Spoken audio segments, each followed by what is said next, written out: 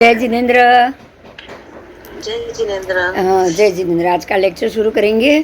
कल हमने जाना कलयुग, द्वापर, है ना, जो 16 प्रकार के 16 मल्टीपल आयुष्य के वर्ष का जो गठन होता है वो कल हमने जाना। त्रयोज, द्वापर,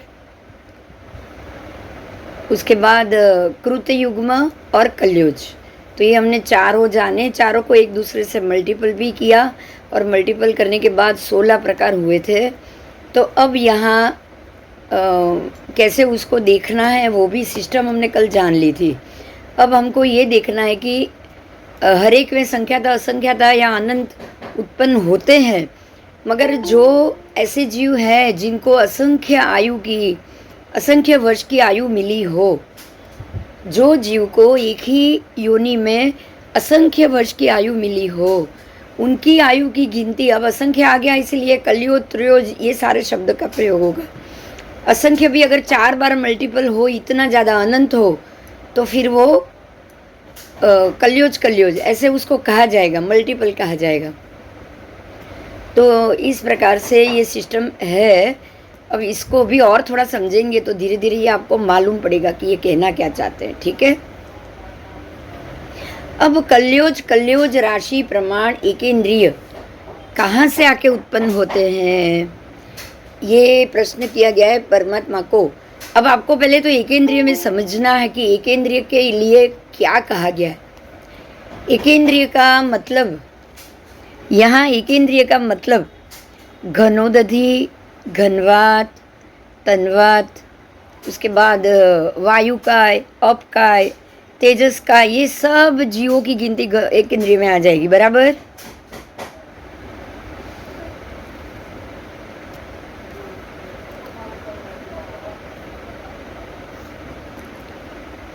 तो कहाँ से उत्पन्न होते हैं? उपपात, उनका उपपात होता है, तो उनका परिमाण है उपपात होने का 5, या तो संख्याता उत्पन्न होंगे या असंख्याता होंगे या अनंत होंगे।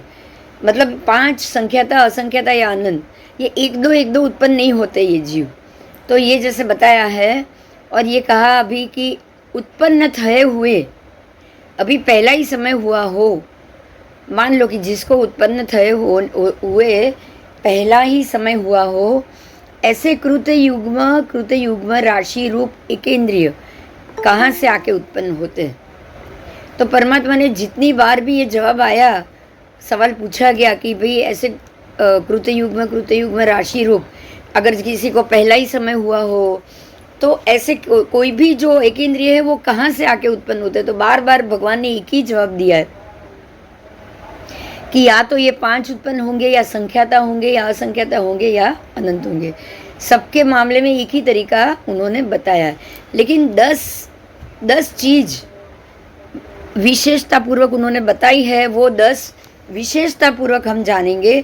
कल हमने बहुत सारी चीज जानी, लेकिन वो 10 चीज कैसे हो रही है आज हम ये जानेंगे।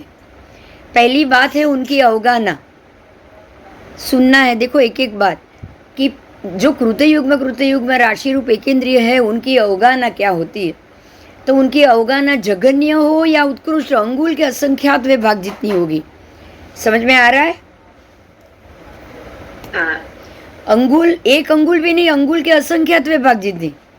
अब वो जघन्य हो या मध्यम हो या उत्कृष्ट हो, उनकी एक ही माप होता है, अंगुल का असंख्यात भाग। मतलब इतना सूक्ष्म कि आप उसको ऐसे देख भी ना पाओ, हम अपनी आंखों से तो उसको देख भी ना पाए, अंगुल के असंख्यात विभाग जितनी। दूसरी उनकी विशेष बाबत ये है कि ये सारे आयुष्य कर्म के अबंधक होते हैं। जो मैंने ये कल हमने बहुत डिटेल से इसको डिस्कस किया हुआ है, क्योंकि ये आयुष्य के अबंधक हो गए। बंधक नहीं है लेकिन अबंधक। बंधक नहीं होना का मतलब, अबंधक का मतलब दोनों समझ में कल मैंने कर दिया था, फिर भी आज थोड़ा समझा देती हूँ कि ये आयुष्य कर्म के अबंधक, मतलब ये आयुष्य कर्म बांधते ही नहीं है, खाली 7 कर्म बांधते। समझ में आया? हाँ। कल हमने ये जाना था कि ये अभवी जीव है, जो जाति भव्य है, जो अपनी जाति में से कभी बाहर ही नहीं आएंगे। ये अपनी जाति से बाहर ही नहीं आएंगे। मतलब ये उत्पन्न हो सकते हैं, चवित हो सकते हैं, लेकिन मुक्त नहीं हो सकते, बराबर। तो ये अपने आयुष्य कर्म के अबंधक है। मतलब इनको इतने ही साल ये योनि में रहना है, अनंत वर्ष, लेकिन इतने अनंत वर्ष तक ही ये योनि में, उसके बाद इनको यहाँ से निकलना है, ऐसा संभव नहीं है। देखो फिर से सुनो, ध्यान से सुनो। अगर उनको कृत्य युग्म का समय मिला होगा ना, तो वो मान लो कि पहली नारकी में उनको कृत्य युग्म का समय मिला। अब यहाँ से कृत्य युग्म का समय समाप्त हो जाएगा, उसके बाद वो तीसरी नारकी में उन्होंने प्रवेश कर लिया। यहाँ से निकल के तीसरी में अगर उनका उपपात हुआ, यहाँ वो द्वापर कृत युग्म तक रहेंगे। बात समझ में आई? अब ये घनोदधी से निकल के वो पहली नारकी के घनोदधी में जाएंगे, वहाँ वो कलयोज कृत युग में रहेंगे। अब यहाँ से वो सौधर्म की घनोदधी में जाएंगे, तो वहाँ पे वो कलयोज रहेंगे। बात समझ में आ रही है? क्लियर हो गया सबको? ये अपनी जगह बदलते जाएंगे। जैसे जैसे जगह बदलेंगे, ये 16 प्रकार की राशि का समय उनको मिलेगा। ये सिर्फ समय है। आप इतने दिन तक यहाँ ठहर सकते हो ऐसा, लेकिन ये योनि से आप कभी भी बाहर नहीं निकल पाएंगे। इसीलिए आयुष्य कर्म की यह बंधक हो गए। बात समझ में आई? इनको आयु का बंध कभी पड़ेगा ही नहीं। लेकिन ये 7 कर्म के बंधक जरूर है। ये विशेषता हो गई, हुई ना? खाली आयु कर्म नहीं, बाकी के 7 कर्म तो उनको जरूर पड़ेगा। उसमें नाम कर्म, गोत्र कर्म, अंतराय कर्म, ये सारे कर्म के बंध पड़ेंगे कि नहीं? 1 मिनट, 1 मिनट। तो ये विशेषता है कि आयुष्य कर्म के यह बंधक हो गए, और इसीलिए आयुष्य कर्मों की उदीर्णा ये नहीं कर सकते, राइट? अबंधक हुए तो उदय में भी नहीं आएगा ना, उदीर्णा भी नहीं होगी, बराबर? उदीर्णा भी नहीं होगी। हाँ ना, क्यारे नहीं। उदय में आयुष्य कर्म घनोदधी नु हमेशा चालू रहे, हमेशा हमेशा। इन लोगों का कभी मोक्ष होगा ही नहीं, कभी नहीं। और हाँ, बीजे तो જઈ શકે છે, પણ બીજે જઈને એ ઘનોદધી વાળાને ઘનોદધીમાં જ જવાનું, વાયુકાયને વાયુકાયમાં જ જવાનું.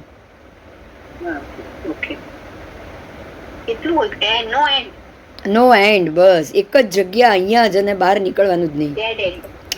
બસ બસ ડેડ એન્ડ. ભગવાન આ લોકોની જ કરુણા કરે છે, સમજાય છે? હા, ભગવાન આ લોકોની જ કરુણા. હવે જો એક વસ્તુ સમજો, અહીંયા મુદ્દો ફરીથી સમજાવો, બહુ મોટો મુદ્દો છે, ધ્યાનથી સાંભળજો બધા. જો હોવે મુજ શક્તિ હિસી, સવી જીવ કરું શાસન રસી, બરાબર? આ સૂત્ર છે ને? આ સૂત્રની આરાધના, આ સૂત્રની ભાવના વાળા સૂચિ રસ ઢલતે તિહા બાધનતા તીર્થંકર નામ નિકાચનતા, બરાબર? તો જ્યારે આ સૂચિ રસ ઢળે આત્માની અંદર, મનની અંદર, કે જો મારામાં શક્તિ હોય તો હું બધા જ જીવોને શાસનના રસ કરનારા કરું, ત્યારે તીર્થંકર નામ કર્મ બાંધે. હા નહીં, પણ આનો અર્થ સમજો. બસ મારે તમને અત્યારે અર્થ સમજાવવો છે. तो जब ये भावना जब आती है तभी तीर्थंकर नाम कर्म बनता है, बराबर? पर तीर्थंकर परमात्मा को क्या इतना नहीं मालूम कि सब लोग, सब जीव तो मोक्ष में जाने वाले ही नहीं है? फिर ये ऐसी गलत बात क्यों भगवान करेंगे? बात समझाए? भगवान ने खबर ज होय ने, भगवान ने खबर ज होय के नहीं कि બધા જીવ મોક્ષ નથી જઈ શકવાના, અભવી જીવ, પછી જાતિભવ જીવ, એ લોકો અહીંયાથી જઈ જ નથી શકવાના, રાઈટ? તો પછી બધા જ જીવોને હું કલ્યાણ કરું અને બધા જ જીવોને હું સવી જીવ શાસન રસી કરું, એવી ભાવના ભગવાન કેમ ભાવે છે ભાઈ? વિચાર આવે? નથી સાચા માટે હવે હવે એના માટે પહેલી લાઈન ફરીથી યાદ કરો, જો હોવે મુझ શક્તિ इसी. એટલે भगवान आप मुझे ऐसी शक्ति दो कि जो नहीं जाने वाले हैं ना उनको भी मैं भेजूं. बात समझ में आई? जीव अपनी इच्छा से, अपनी अंदर की शक्ति से मोक्ष की आराधना कर सकता है, कोई भी जीव. बराबर बराबर. वो किसी और की शक्ति से तो ये काम नहीं करेगा. अंदर पड़ा होगा भव्यत्व, वो ही मोक्ष जा पाएगा. अंदर भव्यत्व ही नहीं है तो वो तो मोक्ष जाएगा ही नहीं ना. तो हम अपने अपने घर में भी जो बच्चा, आपके 2-3 बच्चे हो, उसमें से जो बच्चा कैपेबल है उसकी आपको चिंता नहीं होती है.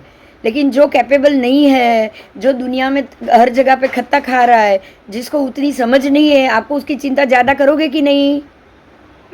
आप क्या सोचोगे कि अगर मेरे में ताकत आ जाए तो इसको मैं दुनिया का सबसे बुद्धिशाली बना दूं? आप सोचोगे कि नहीं? सोचोगे. तो यहीं पे ही हमको समझना है कि परमात्मा ऐसे जीवों की भी कामना करते हैं, करुणा करते हैं कि भगवान अगर तू मुझे शक्ति दे तो मैं, मुझ में ऐसी शक्ति आए कि मैं ऐसे जीवों को भी मोक्ष दिलाऊं जो अंदर से शक्तिवान ही नहीं है. સમજમાં આવી વાત? સવી જીવ કરું, દરેકે દરેક જીવને, 14 રાજલોકના દરેક જીવોને શાસનના રસ કરનારા કરું. એટલે ભગવાન એવું ઈચ્છે છે કે કોઈ પણ જીવ ન મોક્ષ જાય એવું બને નહીં. બધા જીવોને મોક્ષમાં જવા માટે હું સહાયક બનું. સમજાય છે હવે વાત? એમને ઇમ્પોસિબલ વાતને બી ઈચ્છે છે કે નહીં આ પણ બને. આ શું કામ બાકી રાખે? તો આ એની કરુણા થઈ કે નહીં? બાકી જે જઈ શકે એની તો કરુણા કરવાનો જરૂરત છે. જે જઈ શકે એ પોતાની મરજીથી જ રોકાયા, એને ભગવાન જબરજસ્તી બદલી પણ શકે છે?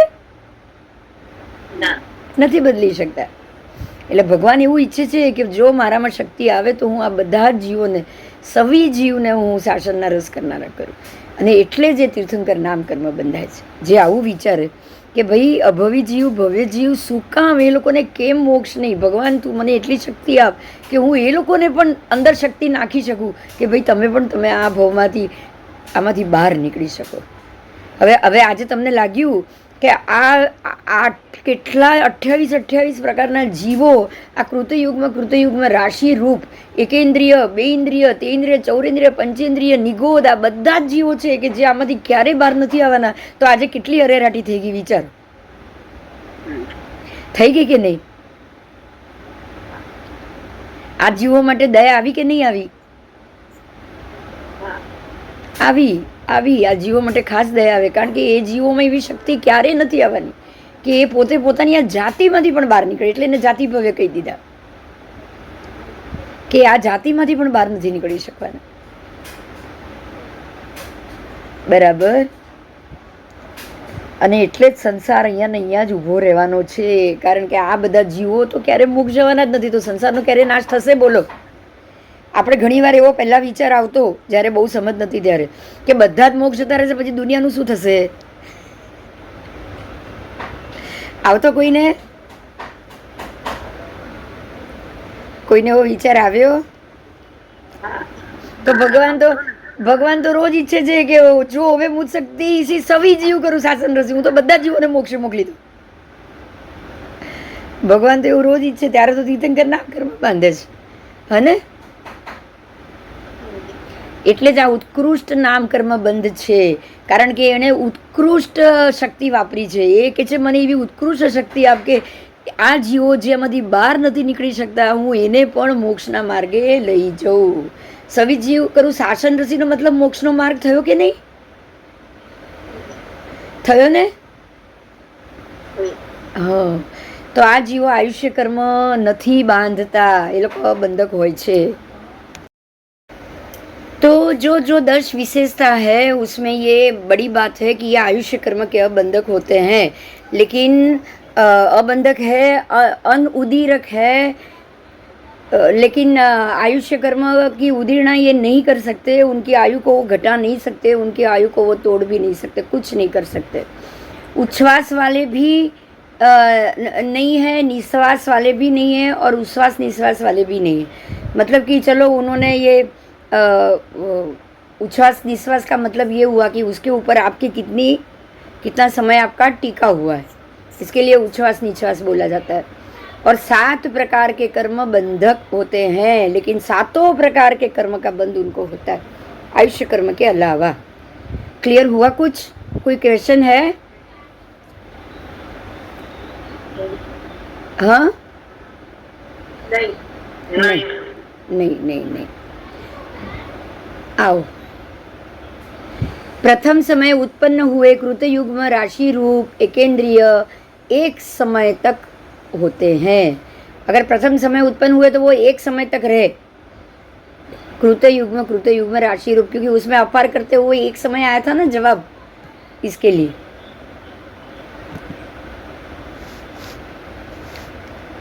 उनको आदि के 2 समुद्घात होते हैं। जो 6 समुद्घात है उसमें से सिर्फ 2 समुद्घात ये सब जीवों को है ना, एक तो मरण समुद्घात और वेदना समुद्घात, ये 2 ही आएंगे, बाकी नहीं आएंगे। वेदना पीड़ा तो होगी क्योंकि 7 कर्म के बंधक तो है ही, तो साता असाता तो उनको लगनी है। और मरण समुद्घात, क्योंकि यहाँ से जाके ऊपर तो जाना है कि नहीं, दूसरी जगह उपजते है कि नहीं उपजते, बोलो। एक घनोदधि से निकल के दूसरी घनोदधि में तो उनको उपजना ही है, इसलिए ये 2 समुद्घात होते हैं। आदि के ही 2 बस। समुद्घात के संबंध में और उद्वर्तन के संबंध में असंभव होने से उसमें कुछ भी आपको प्रश्न होगा नहीं, उसमें कुछ भी पूछना नहीं है, क्योंकि ये दोनों में असंभव है। समुद्घात के संबंध में और उद्वर्तन के संबंध में असंभव है, यहाँ से उनका उद्वर्तन हो ही नहीं सकता, ये राशि से ये कभी बाहर निकल ही नहीं सकते। तो ये हुआ कृतयुग्म प्रमाण एकेंद्रिय, जो आपको जाति भव्य के रूप में दिखाई देते हैं। बराबर? आओ,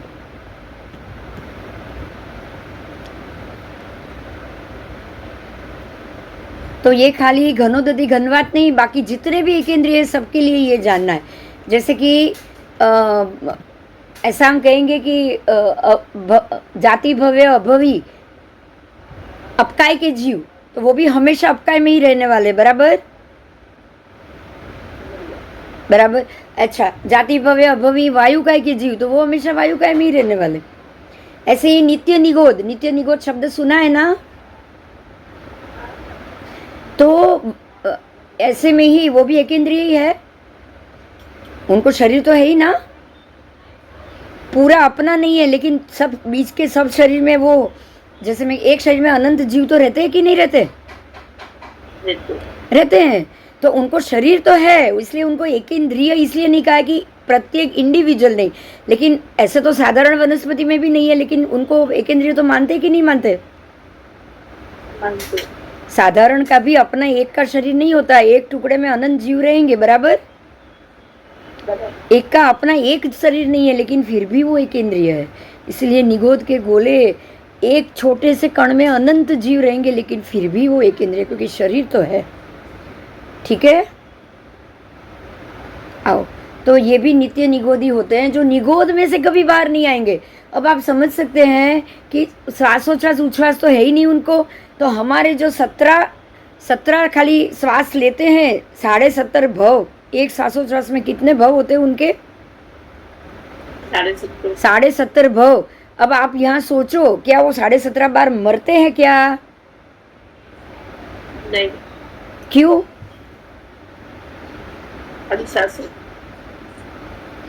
मरण तो है ही नहीं ना, उधर ही जीना है ना उनको। बोलो, मरण हुआ? नहीं, मरण नहीं हुआ। मरण समुद्र, तो फिर उत्पन्न कैसे होते वापिस? अरे अगर मरण होता, समझिए, उत्पन्न मतलब क्या है? ये उपजते हैं, उत्पन्न नहीं होते, उपजते हैं। जैसे कि एक निगोद के गोले में से दूसरे निगोद के गोले में उपजे, ट्रांसफर होते हैं खाली, बस। अच्छा। बात समझ में आई? वो पहले से ही यही है और अंतिम तक यही रहने वाले, अंत तो होना ही नहीं उनको। तो उपजना कैसा हुआ बताओ? जन्म हुआ क्या? इनका जन्म हुआ नहीं। तो जन्म नहीं हुआ तो मरण कैसे होगा? बराबर। ये जगह पे अभी आए, अब यहाँ से दूसरी जगह में उपज जाएंगे, तो उत्पन्न तो हुए कि नहीं? उपजने के द्वारा भी यहाँ पे उत्पन्न हुए। पहली रत्नप्रभा नारकी के घनोदधि में उत्पन्न हुए। अब यहाँ से फरस कर मरण समुद्घात, उसको समुद्घात बोला जाता है। अब यहाँ से समुद्घात करके कहाँ जाएंगे? सौधर्म देवलोक के घनोदधि में। तो खाली जगह बदली, बराबर। इसीलिए इनकी मृत्यु अंत नहीं होता, अंत होता है मगर खाली जगह बदल के अंत होता है। ठीक है? हाँ। ऐसे पृथ्वी काय का माने अभी थोड़ा एग्जाम्पल दू, एक दो। पृथ्वी काय भी एक इंद्रिय है। हाँ चलेगा, क्लियर हो जाएगा। हाँ, पृथ्वी काय भी एक इंद्रिय है। अब आप मान लो कि ये सूर्य बिंब आतप नाम कर्म के रत्न के एक इंद्रिय से बना हुआ है। अब यहाँ से एक वो बिंब के अंदर एक जीव उत्पन्न हुआ, कुछ समय तक रहा और वहां से निकल के दूसरे सूर्य बिंब में चला गया। सूर्य तो 132 है कि नहीं? 132 सूर्य है, बराबर। अब दूसरे में से वो तीसरे में 132 में घूमता रहेगा, लेकिन है तो ये कृतयुग्म राशि रूप। समझ में आया? और ऊपर से जाति भव है, तो यहाँ से तो उसको बाहर ही नहीं निकलना है। तो आयु तो कैसे पड़ेगा? आयु नहीं होगा तो मरण नहीं होगा, मरण नहीं होगा तो जन्म नहीं होगा। समझ में आ गया? हाँ, चलो आओ अब आगे जाएंगे। अब प्रथम अचरम समयवर्ती। अचरम मतलब कि जिसका अंत ही नहीं है, उतने समय तक वर्ती कृतयुग्म राशि रूप एकेंद्रिय, उनका भी इसी प्रकार से समझना। चरम समय वाले भी ऐसे ही समझना है, अचरम वाले के लिए भी ऐसा ही समझना है। चरम के लिए मतलब कि जो एकेंद्रिय से निकलकर बाहर उनकी मृत्यु होगी, लेकिन ऐसे भी अभवी जीव है कि नहीं है? ऐसे भी अभवी जीव है कि पानी में से निकलकर पानी में जाएंगे, वो है जाति भव्य, कि वो पानी से बाहर कहीं और में जाने वाले ही नहीं है। लेकिन पानी से निकल के वायु में जाए, ऐसे भी तो अभवी है। तो वो सारे कृतयुग्म वाले हुए, क्योंकि वो एकेंद्रिय से बाहर नहीं आने वाले, बराबर।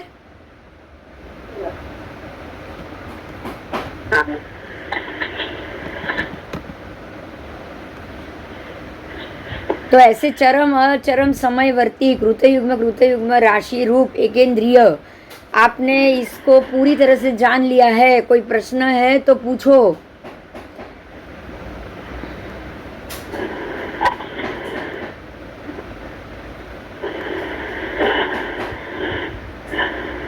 है कोई प्रश्न?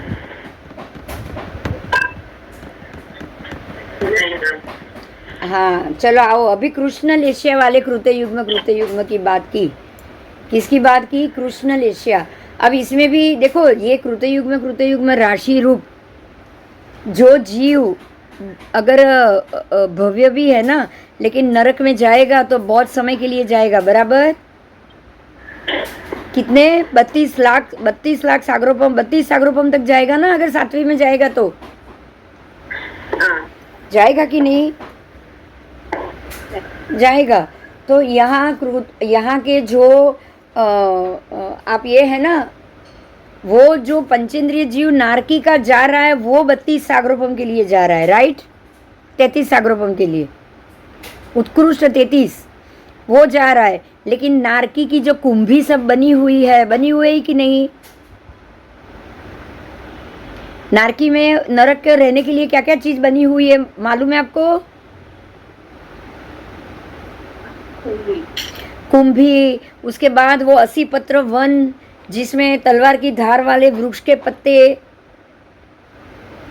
बहुत सारे जो हमने परमाधामी के द्वारा जो भी अत्याचार सब देखे तो उस वक्त ये पढ़ा था, याद आया? तो ये भी तो एक इंद्रिय है। ये कौन है? तो इनको कुछ समय के लिए यहाँ छोड़ा है क्या? नहीं, ये खाली 32 सागरोपम यहाँ रहने वाले हैं।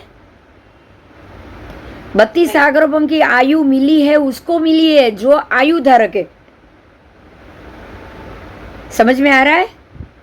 जिसको आयु नाम कर्म लग रहा है, जिसका आयुष्य जो आयुष्य का बंधक है, लेकिन जो नरक की कुंभी, जो 80 पत्र वन, जो वैतरणी नदी, जो वहाँ रुधिर वाली नदी, और जो वहाँ तलवार की धार जैसे पत्ते, पेड़ पौधे, और रत्न प्रभा नारकी का जो रत्न का जो पिंड बना है, ये सारे अब इसके जीव को तो कभी बाहर ही नहीं निकलना है। हाँ या ना? हाँ, तो ये जीव का समय कितना होगा?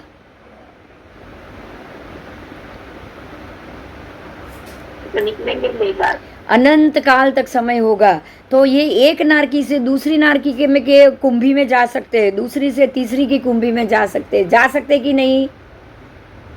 हाँ, जा सकते। हाँ, ये जा सकते, एक कुंभी से दूसरी कुंभी में, दूसरी से तीसरी में। लेकिन ये भी है कृतयुग्म राशि रूप। लेकिन इनकी लेश्या कैसी है? कृष्ण लेश्या। अब इसमें लेश्या के ऊपर गए, एक इंद्रिय तो समझ में आ गया, अब सारी लेश्या वालों के लिए बताया है।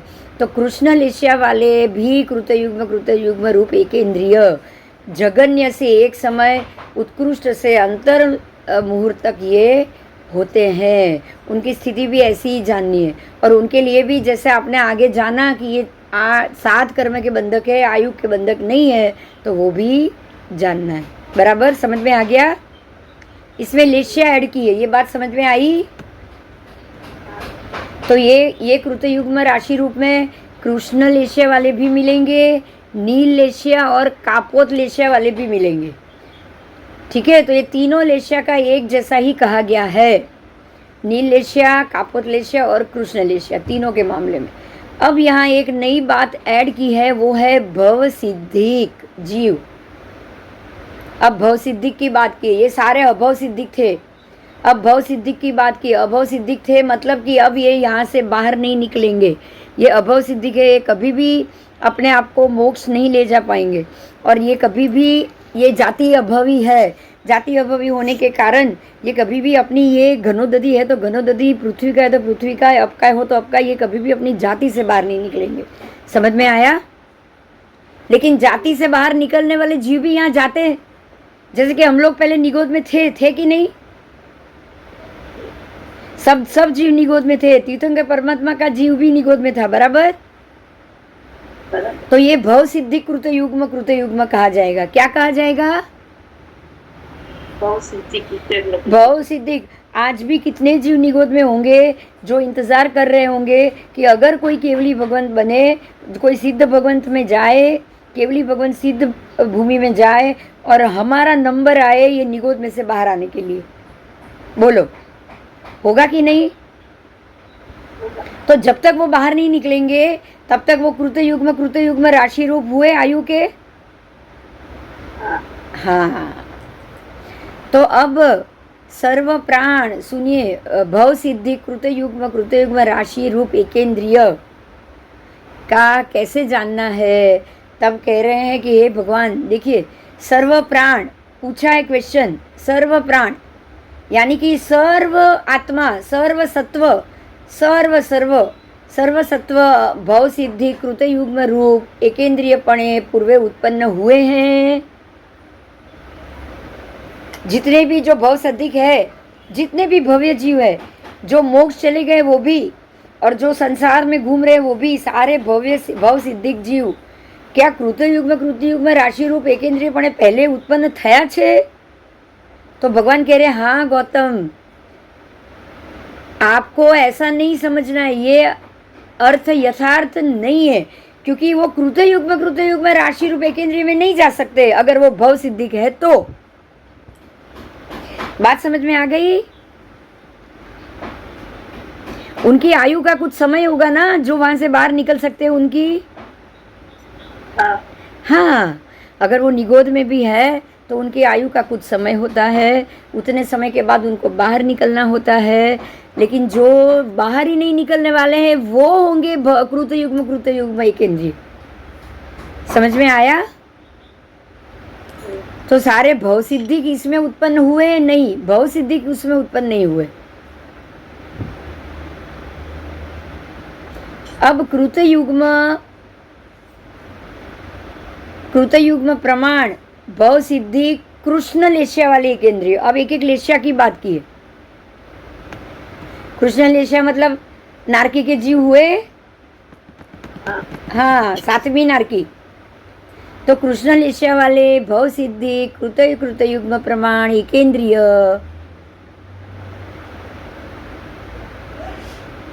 दूसरे कृष्ण लेशिया वाले की तरह ही आएंगे, लेकिन ये भव सिद्धिक है इसलिए, और ये कृतयुग्म प्रमाण है इसीलिए ये कृतयुग्म एकेंद्रीय रूप में वो पूर्व में उत्पन्न नहीं हुए हैं। ठीक है, तो कृष्ण लेशिया वाले भव सिद्धिक कृतयुग्म प्रमाण एकेंद्रीय में नहीं जाएंगे। अगर भव सिद्धिक होंगे तो कृष्ण लेशिया वाले अभव सिद्धिक ही कृतयुग्म आयु में जाएंगे। अब समझ में आ गया? बहुत सिंपल बात। को एक मुद्दा मिला है, बहुत बड़ा मुद्दा, कि कोई भी लेशिया वाला हो जीव, अगर वो भव सिद्धिक है तो वो कृतयुग्म प्रमाण राशि में नहीं जाएगा। समझ में आ गया? कुछ निश्चित काल तक वो रह सकता है, लेकिन उसको कृतयुग्म मतलब लंबे लंबे कभी भी यहाँ से उसको बाहर नहीं निकलना है, उस हिसाब से वो नहीं जा सकता। कृतयुग्म कुछ समय का मापदंड है बस। वो ही जाएगा जो आयु का बंधक नहीं होगा। क्लियर हुई मेरी बात? ये बताओ तुम, आप लोग। नहीं समझ में आया हो तो समझाऊं मैं? देखो, कृतयुग्म का मत। समझा। हाँ, लेशिया का नहीं समझा। लेशिया 6 प्रकार की होती है। हाँ, वो पता है, लेकिन वो लेशिया वाले से क्या फर्क पड़ता है? लेशिया मतलब जो हम सप्तम नारकी की बात कर रहे थे, एकेंद्रीय जीव और वहाँ के, और कृष्ण लेशिया एकेंद्रीय जीव हो तो कृष्ण नील कापोत लेशिया वाले ही होते हैं, ये तो मालूम है ना। हाँ। वो शुभ लेशिया में नहीं आएंगे। तो एकेंद्रीय जीव में यही 3 लेशिया ज्यादा होगी। तो अब ये लेशिया में अगर भव सिद्धिक जीव है तो वो कृतयुग्म प्रमाण में कभी नहीं जाएगा। और जो अभव सिद्धि के जिसको यहाँ से बाहर नहीं निकलना है वो ही जाएगा। बराबर? बराबर। तो अब लेशिया तो कोई भी हो सकती है ना, क्योंकि वो जीव सोचता तो है ही, सोचता है, राग है, द्वेष है, ये तो बिल्कुल। अब एक बात ध्यान से सुनिएगा, बहुत ध्यान से। जो जीव अपने ये योनि से बाहर नहीं निकलेगा ना, वो तो सम्यक दृष्टि कभी हो ही नहीं सकता, ये तो 100%। हाँ, बराबर। तो जो सम्यक दृष्टि नहीं है तो वो तो बाकी की 3 अशुभ लेशिया में ही होगा ना। हाँ। वो सम्यक दर्शन नहीं है जिसको, वो तो शुभ लेशिया में तो हो ही नहीं सकता। नहीं। लेकिन अशुभ लेशिया में भी कुछ स्टेज होगा कि नहीं उनका अलग अलग। कोई ज्यादा अशुभ, कोई मध्यम अशुभ, और कोई थोड़ा कम अशुभ पर लेकिन थोड़ा कम, ऐसा होगा कि नहीं होगा? तो कृष्ण लेशिया ज्यादा अशुभ सोच, और ये जो दूसरी आई मध्यम लेशिया नील लेशिया, वो थोड़ी मध्यम अशुभ, और कापोत उससे भी थोड़ी कम अशुभ। तो नारकी में भी 5वीं नारकी, 6ठी नारकी, 7वीं नारकी में पीड़ा अलग अलग होगी कि नहीं होगी? तो जो रत्न भी है एकेंद्रिय के, वो भी पीड़ा ही देते नारकी के जीव को, तो उनकी भी स्थिति अलग अलग होगी कि नहीं होगी? तो 7वीं नारकी में कृष्ण लेशिया वाले ज्यादा होंगे। आपको पता है नारकी के जीव से तो ज्यादा यहाँ पे आपको ये अभवी जीव ज्यादा मिलेंगे। नारकी का तो एक नारक का एक जीव है, वो ही है। लेकिन जो इसमें जो जीव जुड़े हुए हैं वो क्या, वो तो एक इंद्रिय है। तो खाली इतने सारी बड़ी बड़ी कुंभी में क्या एक ही जीव लगा होगा? असंख्य अनंत अनंत हो गया होगा कि नहीं, निगोद की तरह? हाँ एक सूर्यबिंब में अनंत जीव है कि नहीं? है। बस, तो एक नारकी की भूमि पे अनंत जीव होंगे कि नहीं होंगे? हाँ होंगे। हाँ, तो ये सारे उनको पीड़ा पहुंचा रहे हैं। तो पीड़ा कैसे पहुंचाएंगे? जब वो कृष्ण लेशिया वाले होंगे तो सातवीं नारकी के जीव को ज्यादा पीड़ा देंगे। अगर वो नील वाले होंगे तो चौथी पांचवी नारकी में ज्यादा कम पीड़ा मिलेगी उन लोगों की अपेक्षा। हाँ बराबर। बराबर। अब हुआ क्लियर? क्योंकि ये जीव को भी देनी तो पीड़ा ही है भाई, कुछ और नहीं देने वाले ये। उनको भी देनी तो इनको पीड़ा ही पीड़ा है।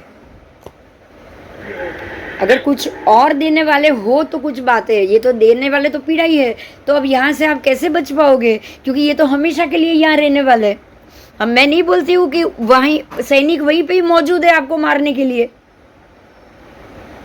आपको पता है कोई, देखो फिर से याद दिलाती हूँ, आप पहला हो चुका है पहले ये। परमाधामी जीव 3 ही धामी नरक में है, चौथी पांचवी छठी सातवीं में परमाधामी नहीं है। बराबर? हाँ। तो नीचे की पीड़ नारकी में तो ज्यादा पीड़ा है, तो कौन देगा होगा, कौन देता होगा? समझ में आ रहा है? कौन देता है बोलो?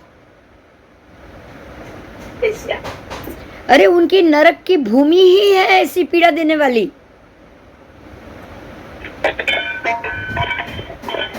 जो कुंभी की भूमि है ना, मैं ये दीवार को टच करूं तो ये मेरा हाथ जला देगी। अब नारकी का शरीर तो वो उसकी दीवार पे टच करेगा ही करेगा ना, हवा में अद्धर तो रहेगा नहीं। तो अगर ऐसे टच कर रहा है तो नीचे से जल रहा है, वो उल्टा रह रहा है तो पीछे से जल रहा है। बेचारा तरफड़ तरफड़ और जलता ही जाएगा, लेकिन मरेगा नहीं। बोलो कितनी पीड़ा होगी? ऐसी अतिशय पीड़ा नारकी के जीव को होती है। और देने वाला कौन? वहाँ की भूमि जो अभी जो पड़ा वही। और ये भूमि कैसी है? तो वो अभव सिद्धिक एकेंद्रिय कृष्ण लेशिया वाली कृतयुग्म प्रमाण पृथ्वी काय, खाली पृथ्वी काय नहीं। कैसी पृथ्वी काय? अभव सिद्धिक, क्योंकि ये कृतयुग्म प्रमाण है। अभव सिद्धि कृतयुग्म प्रमाण, ऊपर से कृष्ण लेशिया वाली। उसकी लेशिया अशुभ है, इसलिए उसको तो वो तो सोचता है। अब आप ध्यान से सुनिए, ध्यान से सुनिए। ये अभवी जीव है, ये कृष्ण लेशिया वाला जीव है। वो ये सोचता है कि अरे नारकी का जीव ऐसे ऐसे सोया है। वो ये सोचता है, वो जल रहा है, वो जैसे ही वो ऐसे खड़ा हो जाएगा, उल्टा हो जाएगा, तो ये वही सोचेगा कि अरे मैं मेरी चले तो मैं इसको उल्टा होने ही नहीं दूँ, पूरा यहाँ से जला के खत्म कर दूँ, क्योंकि लेशिया कृष्ण है। समझ में आया? अगर गलती से ये उल्टा हो रहा है तो ये सोच रहा है कैसे ये जल्दी से उल्टा हो जाए और मैं उसको नीचे भी जलाना शुरू कर दूं। समझ में आई मेरी बात? हर पल वो ये सोचता रहेगा कि सोचना तो है ही नहीं उसको। ध्यान से सुनिए, सोचना तो है ही नहीं, क्योंकि मन इंद्रिय तो है ही नहीं, ना ही सत्ता में पड़ा है। इंद्रिय मिलने वाली भी नहीं है बाद में, नहीं, क्योंकि ये तो बाद में आता है ना, 5 इंद्रियों के बाद मन होता है। लेकिन ये कृष्ण लेशिया, देखिए इंद्रिय नहीं है लेकिन लेशिया तो है। अब बिना इंद्रिय बिना मन लेशिया कैसे हो सकती है? प्रश्न हुआ?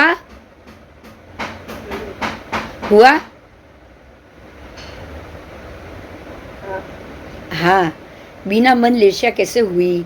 बिना मन लेशिया नहीं है, लेकिन ये उनके अंदर ये जन्मजात स्वभाव है कि उसको आप छुओ और आपका हाथ जलना शुरू हो जाए, क्योंकि एक रत्न है। बराबर? ये रत्न है।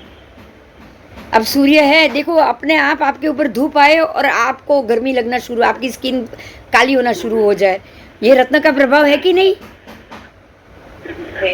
धूप का स्वभाव आपको जलाना है, उसको आपको जलाना नहीं है, आप बीच में आ गए। उसका तो ये जन्मजात स्वभाव हुआ कि नहीं? तो ये हमारे लिए यही बात है कि ये कृष्ण लेशिया वाला एकेंद्रिय कृतयुग्म राशि प्रमाण है। आप गलती से उसके ऊपर चढ़ गए, वो भूमि पे पैर रख लिया, वो नारकी के जीव ने, इसीलिए उसका शरीर जल रहा है। लेकिन वो नारकी के जीव को शरीर जलाने के लिए भूमि भी तो गर्म होनी चाहिए, पीड़ादायक होनी चाहिए। मेरी बात समझ में आ गई हो तो आ गई होगी। उनको मन लाने की जरूरत नहीं है, उनका शरीर ही अपने आप आपको जलाना शुरू कर लेगा। तभी तो इनका यहाँ से छुटका ही नहीं होने वाला है, क्योंकि मन होता तो वो कभी मन करते कि नहीं मेरे को आज नहीं जलाना है, करता कि नहीं? मन होता तो करता ना कि भाई मैं क्यों जलाऊं, जाने दे, मेरे को इसको तो बचाना ही बचाना है, करते कि नहीं ऐसा?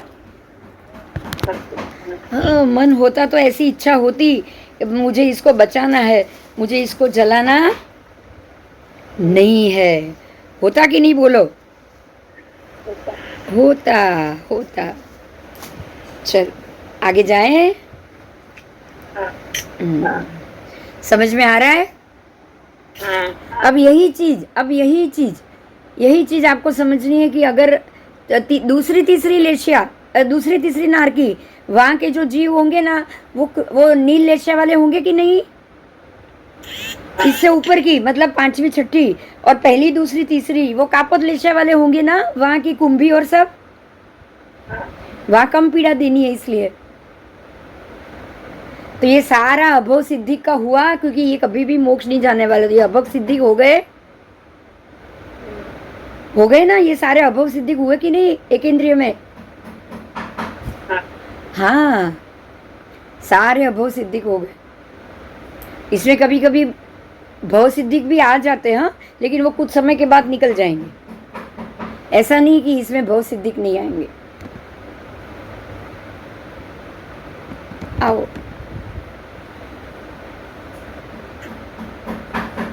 आओ ध्यान से सुनिए, भव सिद्धिक की बात है। चारे शतक में इसी तरह कापोत लेशिया वाले भव सिद्धिक, नील लेशिया वाले भव सिद्धिक और कृष्ण लेशिया वाले भव सिद्धिक, तीनों लेशिया वाले भव सिद्धिक के मामले में यहाँ ये कहा है कि ये पहले सर्व प्राण यहाँ पे उत्पन्न हुए हैं और पहले उत्पन्न होंगे, ऐसा अर्थ समर्थ नहीं है।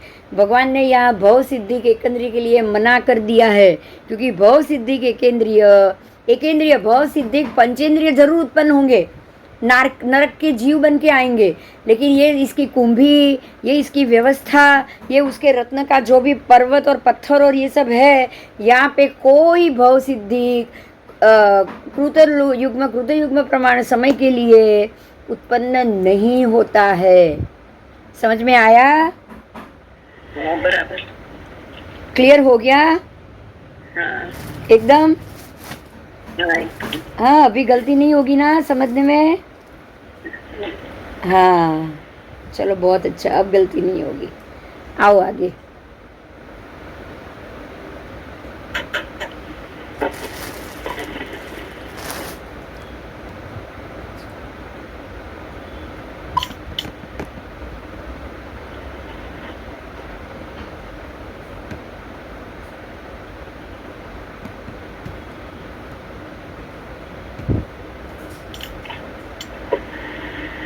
चल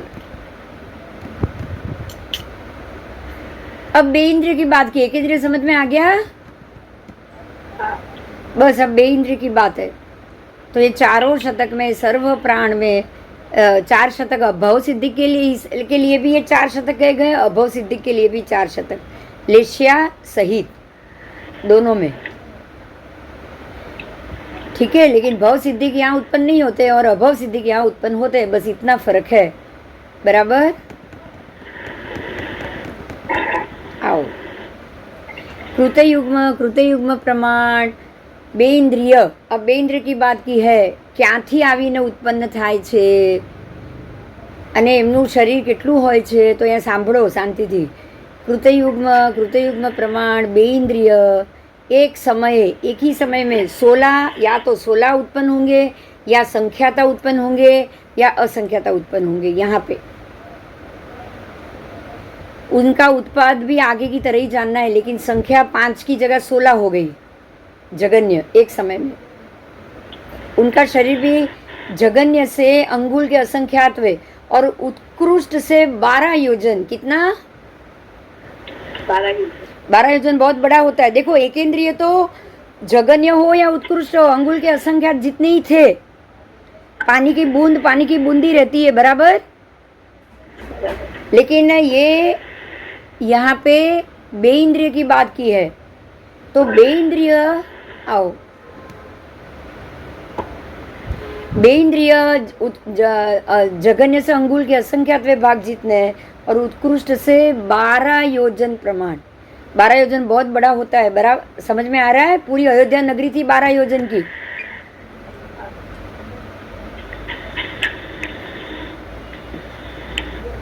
पर उनको समझना जैसे एकेंद्रीय महायुग्म समझा है, ऐसे ही इनको भी समझना है। तो हमारे लिए एक चीज ये हुई कि इसमें भी आपको एकेंद्रिय की तरह भव सिद्धिक अभव सिद्धिक दोनों आएंगे। समझ में आ गया? बे इंद्रिय में भव सिद्धिक अभव सिद्धिक आएंगे ना? हाँ, तो अब आपको ये समझना है, ध्यान से सुनिएगा मेरी बात। भव सिद्धिक में ये कृतयुग्म प्रमाण नहीं जाएंगे, बराबर, लेकिन अभव सिद्धिक में कृतयुग्म प्रमाण जाएंगे। तो ये कौन होगा? बोलो, कौन होगा? तो आपको जाति भव्य, मतलब कि वो जो जाति से कभी बाहर ही नहीं आए। आपको पता है मनुष्य में भी अभवी है, मालूम है ना? अभवी मनुष्य हर बार मनुष्य बन के आएगा, वो कभी भी मनुष्य जाति से बाहर नहीं आएगा। जैसे काल सौरी कसाई, जैसे मम्मण सेठ, जैसे कपिला दासी, सब एग्जाम्पल है ना आपके सामने। ऐसे ही बे इंद्रिय में भी ऐसे होते हैं जो कभी भी बे इंद्रिय से बाहर नहीं आने वाले।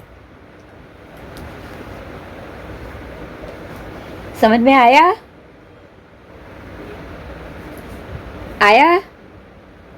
हाँ। ऐसे भी बे इंद्रिय के जीव होंगे जो कभी भी बे इंद्रिय जाति से बाहर नहीं आने वाले। आओ,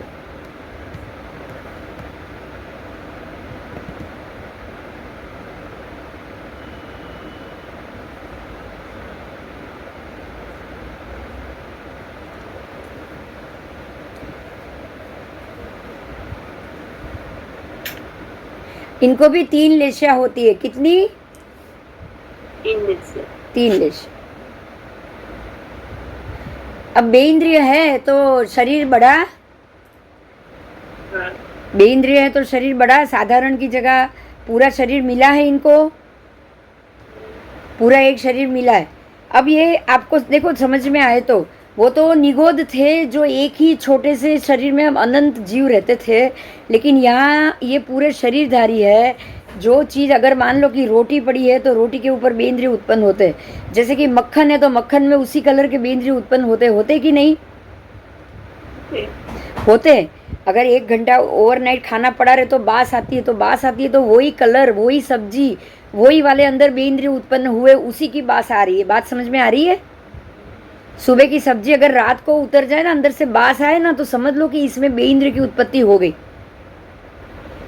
तो ये बास किसकी आ रही है? वो बे इंद्रिय की हो रही, वो बे इंद्रिय वाले की हो रही। तो मतलब ये उत्पन्न हो सकते हैं, राइट? तो अब आप ये पढ़ोगे, अब जाति भव्य, अब ये है भी जाति भव्य ही, लेकिन ये शरीर उत्पन्न यहाँ से मर के दूसरी जगह भी जन्म ले सकते, क्योंकि अब ये प्रत्येक शरीर ही हो गए। समझ में आ रही है मेरी बात?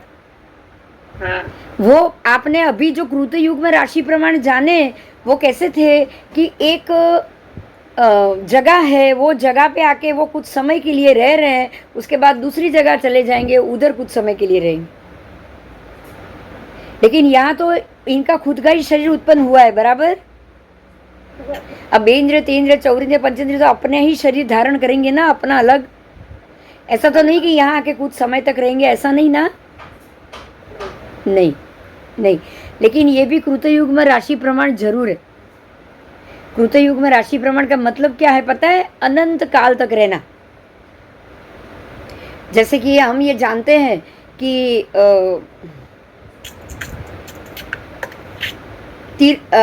स्वयंभू रमण समुद्र की मछलियां अनंत काल तक रहेगी, कृतयुग में प्रमाण राशि वाली होगी। हाँ।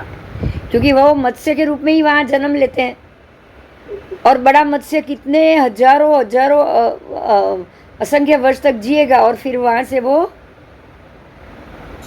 मरेगा। तो ये मिथ्या दृष्टि हुआ। और ये तिर्यंच और एकेंद्रिय तो तिर्यंच ही होते हैं, तिर्यंच में इनका जन्म हुआ।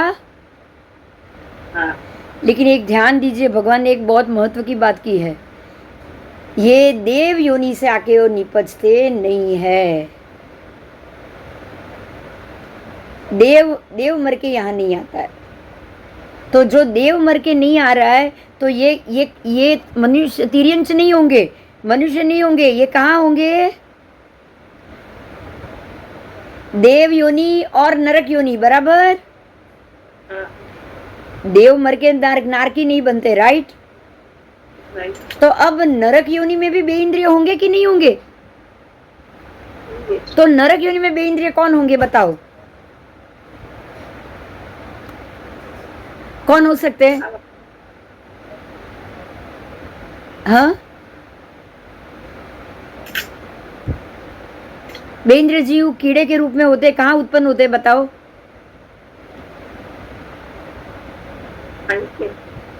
कहाँ? पानी में। और कहाँ होते?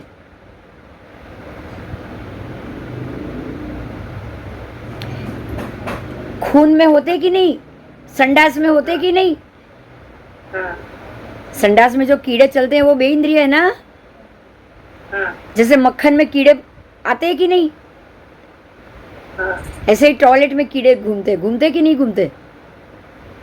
वो गोबर में होते हैं कि नहीं, गोबर के कीड़े? ये बेइंद्रिय है या क्या है बताओ? ये बेइंद्रिय है। अब ध्यान से सुनो, नरक के जीव का भी लहू और पस निकलता है कि नहीं निकलता है? निकलता है। अब उसको कोई सुखाने वाला है उधर? नहीं। नारकी के जीव है ना, वो कुंथुए की तरह एक नारकी का जीव अपना शरीर तीक्ष्ण करेगा और दूसरे नारकी के शरीर में घोपेगा, मालूम है? और अंदर से खून, मांस और परु निकलता है। क्या निकलता है? तो आपने परु में कभी कीड़े देखे किसी के? घुमड़ा या कुछ हुआ हो तो अंदर से कीड़े बाहर आते, मालूम है? ये हुए बेइंद्रिय जीव। तो नारकी के जो मांस और परु निकलेंगे उसमें बेइंद्रिय होगा कि नहीं होगा? तो ये बेइंद्रिय कैसा होगा? कृतयुग्म राशि प्रमाण। कैसा होगा? कैसा होगा?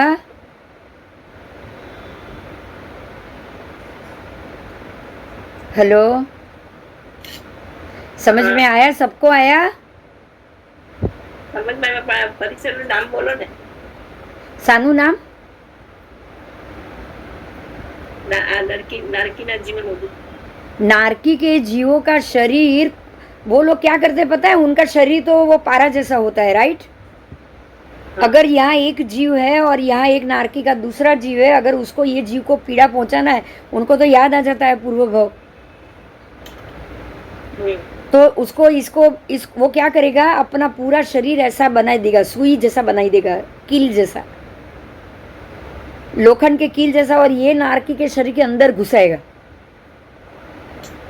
जिसको पीड़ा देना है। हाथ पग तो है नहीं उनके, और घुसा देगा, उसके शरीर से खून परु निकलेंगे। तो वो तो उधर ही रहने वाला है, उसको कोई साफ करने वाला है नहीं।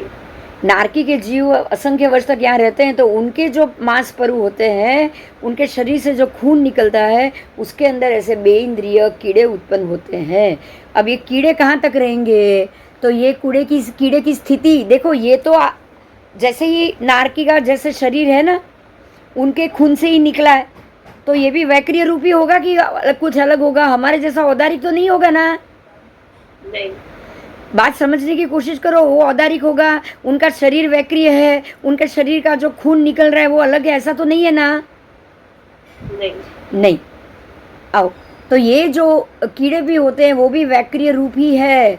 तो ये एक उनका जो समय बताया है, ये है कृतयुग्म राशि प्रमाण। और ये बेइंद्रिय काल से जगन्य से एक समय और उत्कृष्ट संख्याता काल तक होते हैं। कहाँ तक? वो एक समय में भी आए, उत्पन्न हुए और खत्म हो गए, ऐसे भी हो सकते हैं। और उत्कृष्ट वो संख्याता वर्ष मतलब करोड़ 10 करोड़ वर्ष तक भी वो रहते हैं। समझ में आया? यस। इससे ज़्यादा ये नहीं रहेंगे, पर इतने वर्ष तक वो यहाँ रहते हैं। और वो भी एक के ऊपर एक गिरना। देखो, नारकी की पीड़ाई सबसे ज़्यादा यही, एक तो एक आके आपको भोंक जाए, दूसरा आके उसी जगह पे वापस आके बार बार भोंके, उसके ऊपर से वो अंदर कीड़े उत्पन्न हो, उसमें से कीड़े निकले, आपके शरीर को साता तो मिलेगी नहीं, नीचे की जमीन जला देगी। उनको एक समय क्षण का भी सुख नहीं होता है, पता है नारकी के जीवों को? एक क्षण भर का भी उनको सुख नहीं होता है। बोलो कैसी खराब स्थिति होगी, आप सोच सकते हो? होगी ना? कैसी दुखदायी स्थिति होगी, बोलो। होगी ना?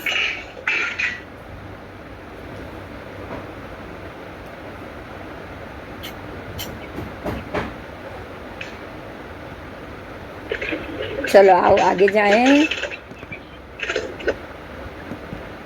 अब इनका आहार 6 दिशा का होता है। 6 दिशा मतलब सभी दिशा हो गई। 6 दिशा में सब आ जाएगी। 4 दिशा, ऊर्ध्व दिशा, अधो दिशा, ये 6 दिशा है। तो 4 दिशा आई तो 4 विदिशा भी आएगी। तो 10 के 10 दिशा हो जाएगी, बराबर? हाँ। और इनका आहार 10 दिशा से होता है। अब ये तो आहार भी करेंगे, तो 10 दिशा से आहार लेंगे। इनका आहार क्या है? तो ऊपर से भी अगर किसी और नारकी का जीव का शरीर आया तो उसको भी काट के खा लेना। नीचे उतरे तो नीचे के जो नारकी के शरीर के ऊपर बैठे उसका भी शरीर काट के खा लेंगे।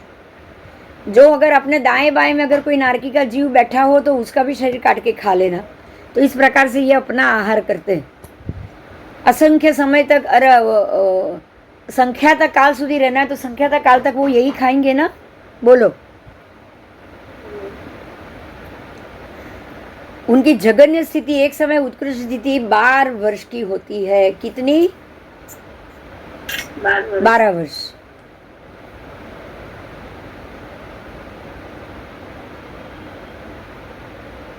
देखो अब ये कैसे समझोगे बताओ?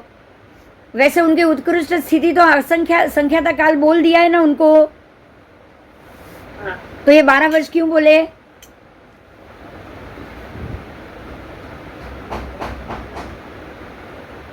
बोलो।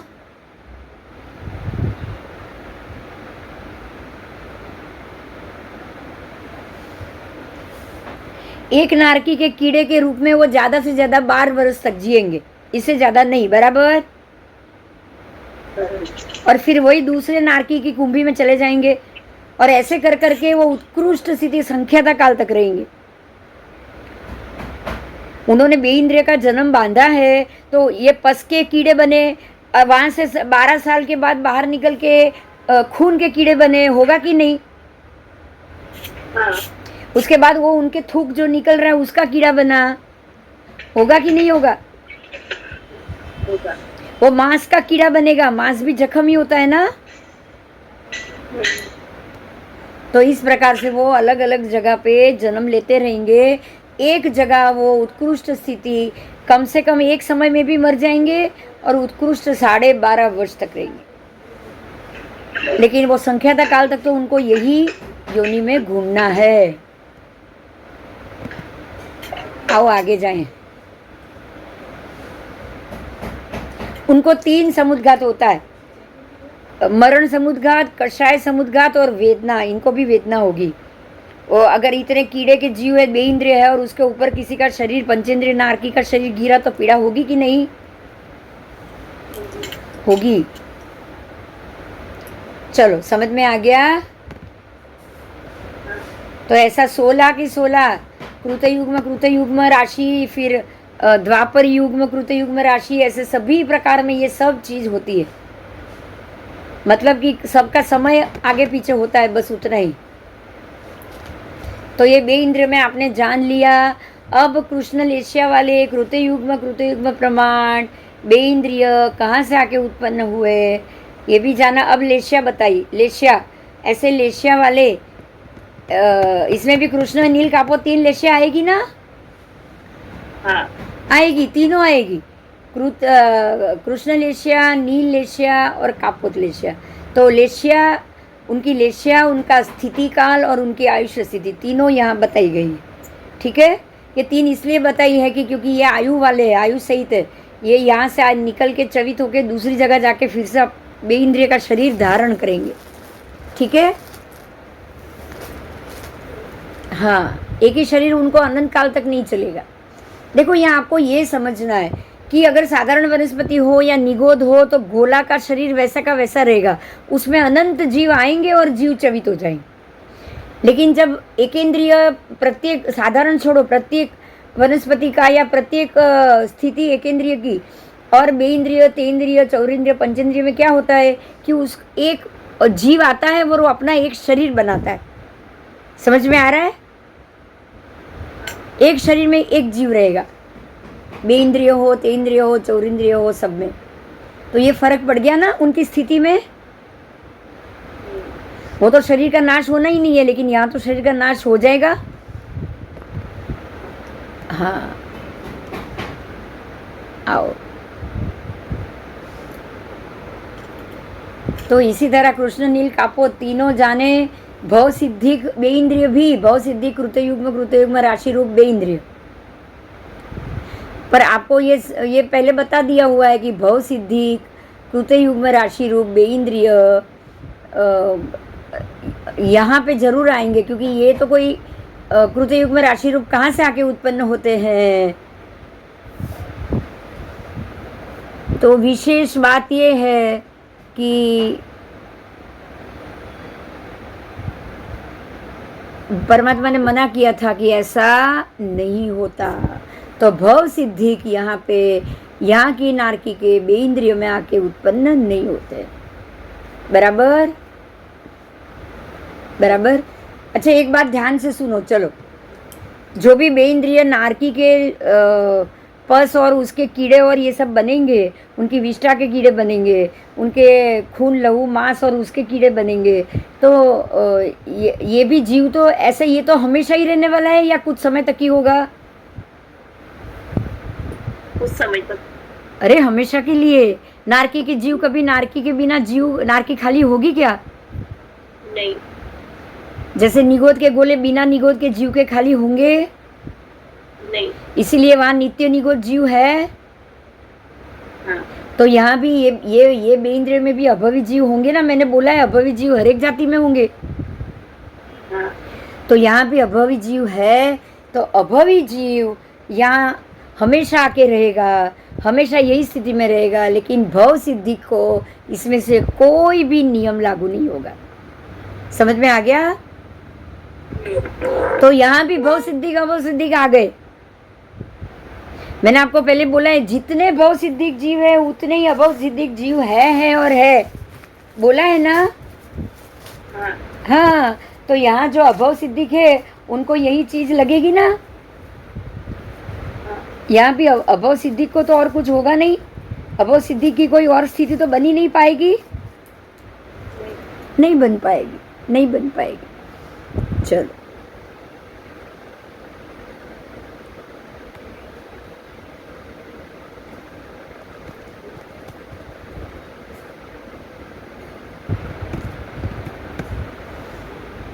तो यहाँ 4 शतक मतलब जो भी जितने 4 शतक भव सिद्धि के लिए गए उतने ही 4 अभव सिद्धि के लिए भी है। अभव सिद्धि भी यहाँ उत्पन्न होते हैं नारकी के विष्टा कीड़ा में, लेकिन वो कुछ समय के लिए हो रहे हैं। वो ऐसा नहीं, उनके लिए ऐसा हम नहीं कहेंगे कि ये कृत युग्म राशि रूप है। बराबर बराबर। आओ अब विशेष क्या है यहाँ भव सिद्धि और अभव सिद्धि के 4 शतक में? विशेष क्या है कि इनमें संकित और ज्ञान नहीं होता। आप ये ध्यान देना, यहाँ भव सिद्धिक जीव आते जरूर है, लेकिन कौन आएंगे? जिसको सम्यक दर्शन अभी तक हुआ नहीं वो आएंगे, क्योंकि यहाँ के जीवों को सम्यक दर्शन और ज्ञान नहीं होता है। ये भी इंद्रिय के जीवों को वो वमन करके आते हैं। समझ में आया? आया? तो अभी खाली आज एक नई बात सुनी मुझे, मैंने तो, आपने भी सुनी होगी कि नरक में खाली नारकी के पंचेंद्रिय जीव नहीं होते, एक इंद्रिय, बे इंद्रिय, तीन इंद्रिय सब मिलेंगे। मिलेंगे कि नहीं? भव सिद्धिक अभव सिद्धिक दोनों मिलेंगे।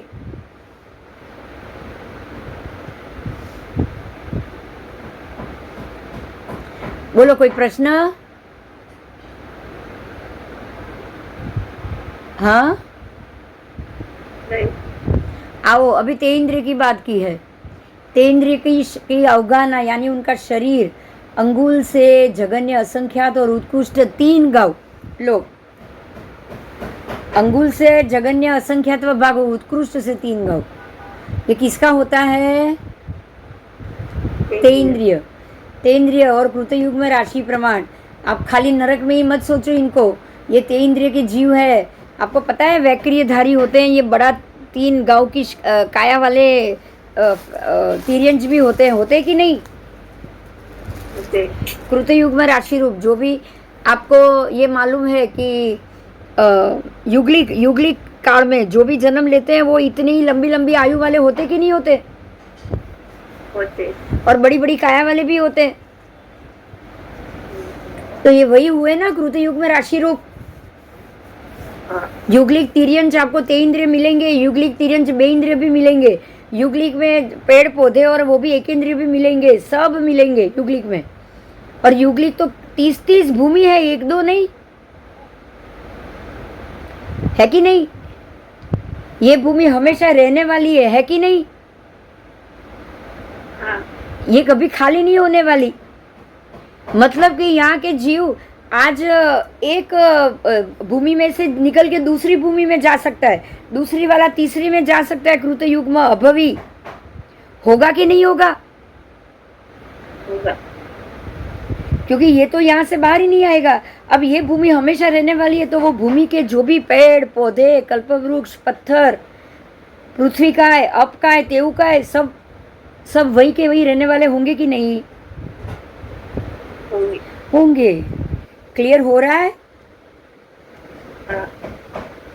वो जीव वही के वही रहने वाले हमेशा के लिए, तो वो तो कृतयुग में ही हो गए ना। तो अब आपको कृतयुग में एक इंद्रिय, बे इंद्रिय, तीन इंद्रिय, 14 इंद्रिय, पंचेंद्रिय ढूंढने की जरूरत है? नहीं। इजीली पता चल गया? हाँ। अब देखो ये फर्क देखो, दोनों के शरीर में क्या फर्क होता है बताओ? खाली दोनों की कल्प वृक्ष और सादे वृक्ष की बात करो। चलो क्या फर्क होता है?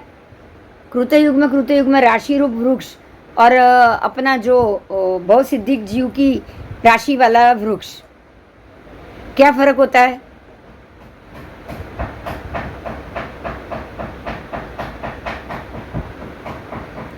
कोई बोलेगा?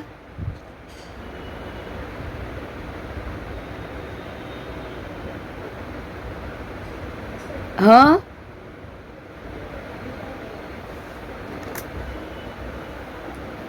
देखो ठीक है तो बोलो, बहुत अच्छा, आप बताओ मुझे, मैं समझा दूँ। देखो कृतयुग में राशि रूप कल्प वृक्ष और अपना भव सिद्धिक जीव वाला, ये अभव सिद्धिक हो गया। कृतयुग में राशि रूप कल्प वृक्ष अभव सिद्धिक है, क्योंकि वो कल्प वृक्ष जो अपने हमारे उत्तर कुरु में है, देव कुरु में है, जो हेमवत क्षेत्र में है, वो कल्प वृक्ष कभी भी नष्ट ही नहीं होने वाला, बराबर। हाँ वहाँ हमेशा रहने वाला है, मतलब वो अभव सिद्धिक हो गया, वहां से वो जीव बाहर नहीं निकलेगा, तो वो शरीर अनंत काल तक रहेगा। हाँ अब यही सादा वृक्ष हमारे यहाँ, चलो पेड़ पौधे की बात करो, हमारे यहाँ आम्र वृक्ष, आंबा का झाड़ आप सोचो, अब ये तो भव सिद्धिक है, क्योंकि ये तो बहुत ज़्यादा से ज़्यादा 100 साल या 200 साल या 1000 साल, उससे तो ज़्यादा नहीं ना। बराबर।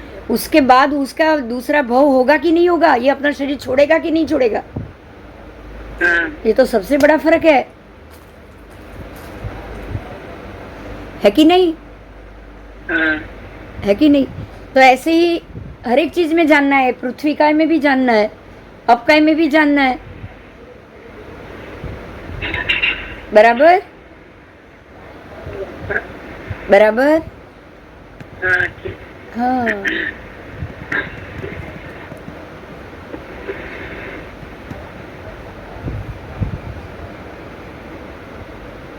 चलो देखो, अब शायद एक मुद्दा समझ में आ जाए।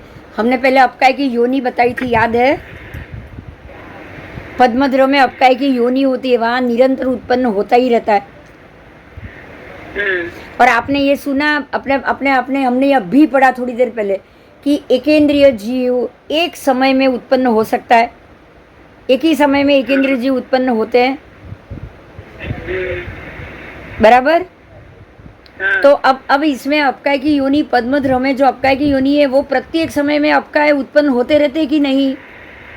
हाँ तो ये कौन से हुए, कृतयुग में प्रमाण हुआ कि नहीं हुआ। हुआ। और आपको पद्मध्र हो या कोई भी आगे के द्रव हो, क्या एक भी द्रव में कभी ऐसा हुआ कि यहाँ अपकाय की योनि होना बंद हो गई। नहीं, कंटिन्यू चल रहा है, और ये पानी कभी बंद ही नहीं होता है। अब ध्यान से सुनो, यहाँ पानी क्या वो बारिश, ये वातावरण होने से आता है। नहीं, अपने आप। तो यहाँ कभी जैसे बारिश कभी होगी नहीं, ऐसा वहाँ होगा नहीं, वहाँ कभी दुकाल होगा नहीं। क्यों, क्योंकि अपकाय की योनि है। और हमारे यहाँ दुकाल हुआ था ना पहले बहुत बार, हाँ बारिश बहुत बार नहीं गिरी, ऐसा भी हुआ है ना।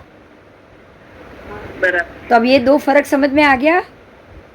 हाँ जहाँ पे ये अभव सिद्धि उत्पन्न होते ही रहेंगे, होते ही रहेंगे, होते ही रहेंगे हमेशा के लिए, जो स्थिति जहाँ पे है प्रत्येक समय में उत्पन्न होना और वहीं पे हमेशा के लिए रहना, तो ये अपने आप अभव सिद्धि हो गया। समझ में आ रहा है। हाँ अभव सिद्धि की जीव है जो ये एक योनि से कभी बाहर ही नहीं आने वाला है।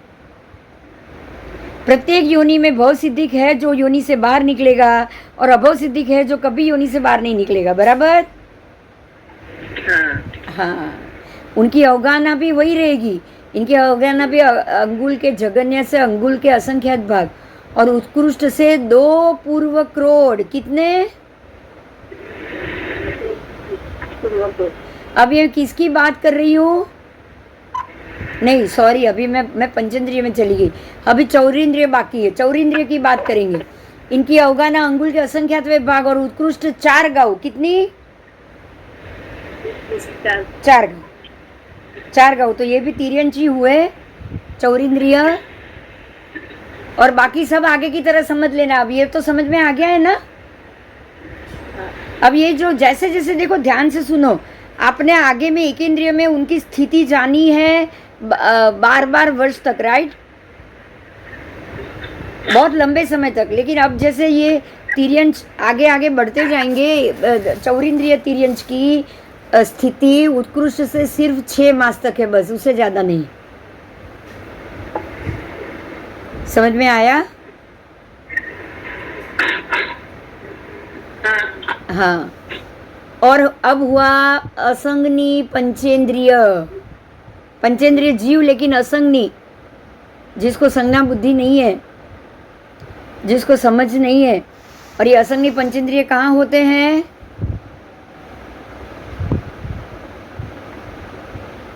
उनकी अवगाहना जंगल के असंख्यत्व भाग, और 1000 योजन उनकी स्थिति काल है, उत्कृष्ट से 1000 योजन। 1000 योजन तक वो उनकी शरीर होता है। 1000 योजन कितना ज़्यादा हुआ, समझ में आ रहा है? ये 1000 योजन की मछलियाँ होती है, मैंने बोला है, आपको पता है? स्वयंभू रमण में हर एक बाहर के समुद्र में सारी मछलियाँ 1000 योजन की, उससे ज़्यादा नहीं। तो ये जो स्थिति काल है वो जगन्य से एक समय उत्कृष्ट 2 पूर्व करोड़ से लेके 9 पूर्व करोड़ तक उनकी स्थिति है, उनकी आयु है। और जगन्य से एक समय और उत्कृष्ट से 1 पूर्व करोड़, तो ये सारा महाविदय का आयु हुआ।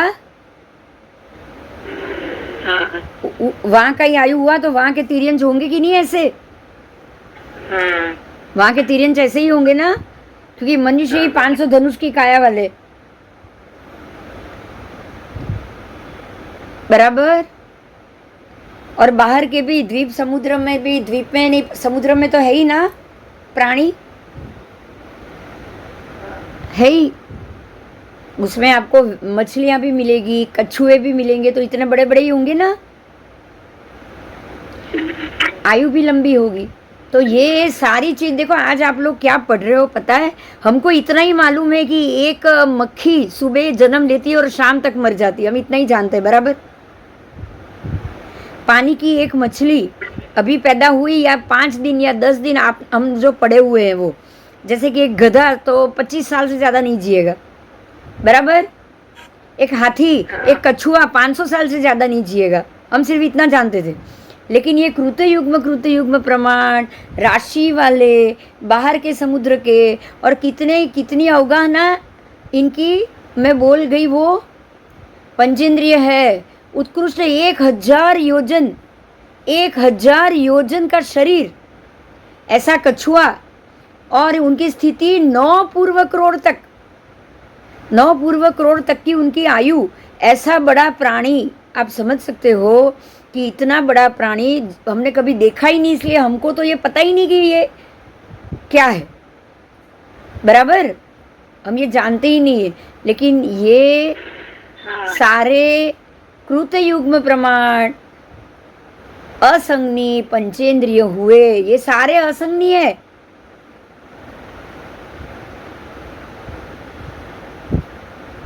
ये सारे असंज्ञी पंचेंद्रिय, असंज्ञी पंचेंद्रिय। हाँ, अब अगर इसमें पंचेंद्रिय संज्ञी होंगे तो वो भी बताएंगे, ऐसा नहीं है कि नहीं बताएंगे, लेकिन संज्ञी की अवगाहना थोड़ी कम होगी। इतनी अवगाहना वाले जो हैं वो सारे असंज्ञी। असंज्ञी के भी 12 शतक ऐसा है। अब उसमें विशिष्ट अवगाहना क्या है, तो ये जो हमने शरीर और ये सब जाना, ये सब उनका विशिष्ट प्रकार से अलग से बताया गया है। ठीक है, तो अब आपने असंज्ञी पंचेंद्रिय जाना, अब आप संज्ञी पंचेंद्रिय जानोगे। संज्ञी पंचेंद्रिय चारों गति में से आके उत्पन्न हो सकते हैं। देखो, संज्ञी पंचेंद्रिय कहाँ कहाँ होंगे? चारों गति में। कहाँ होंगे? चारों गति में। देखिए, ध्यान दीजिए, इसका मतलब ये हुआ कि संज्ञी पंचेंद्रिय किसी भी गति में जा सकते। तो यहाँ भी अभवी अगर होंगे तो वो भी किसी भी गति में जा पाएंगे, जाएंगे। अभवी मनुष्य तो है ही, अभवी संज्ञी पंचेंद्रिय तो है ही, बराबर। जिसका कभी मोक्ष नहीं होने वाला, तो वो चारों गति में जा सकते हैं। हाँ, चारों गति में से आके संज्ञी पंचेंद्रिय उत्पन्न हो सकते हैं कृत युग्म राशि में।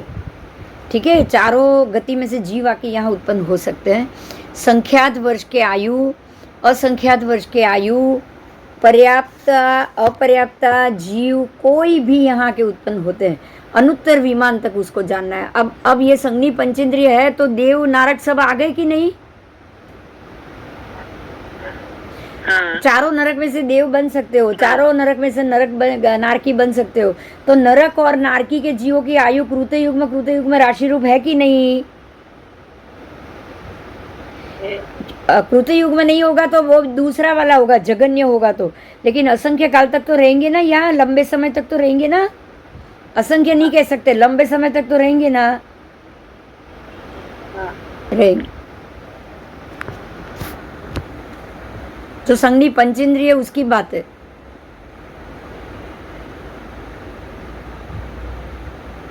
अब ये वेदनीय के अलावा सातों कर्म प्रकृति के बंधक है और अबंधक भी है। इनको वेदनीय छोड़कर बाकी की सातों प्रकृति वो बांधते भी है और वो नहीं भी बांधते हैं, दोनों।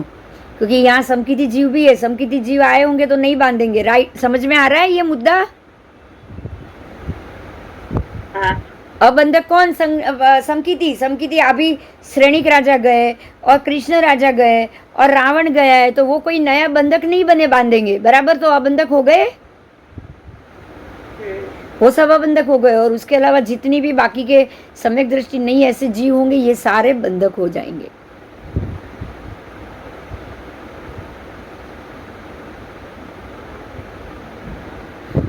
बराबर? बाकी की सातों प्रकृति के अनुदय वाले भी है, मोहनीय के उदय वाले भी है और सातों के और अनुदय वाले भी है।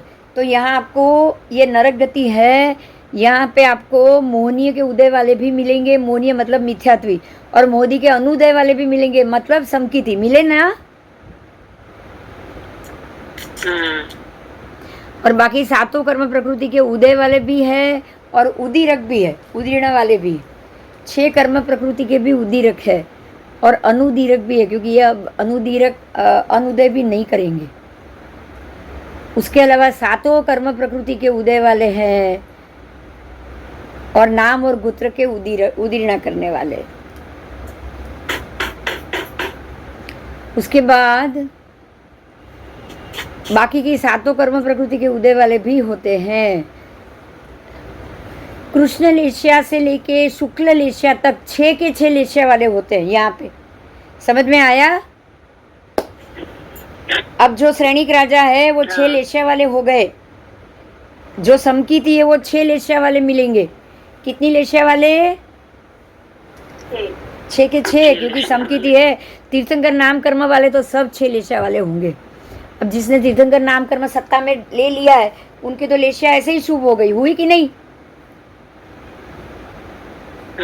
हो गई, तो वो तो अपने आप शुभ लेशिया वाले हो ही गए ना, हो गए। चलो आगे।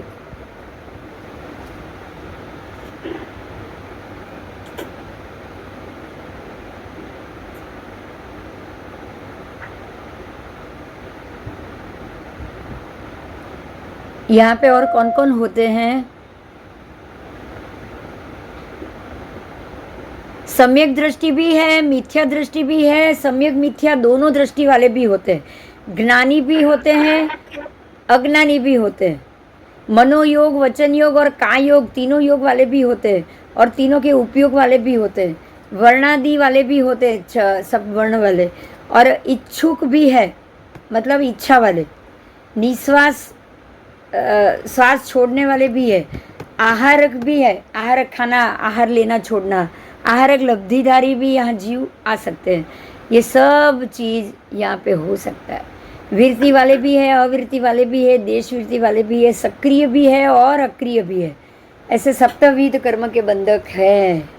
एक विध कर्म के, सप्तविध कर्म के बंधक और एक विध कर्म के भी बंधक है।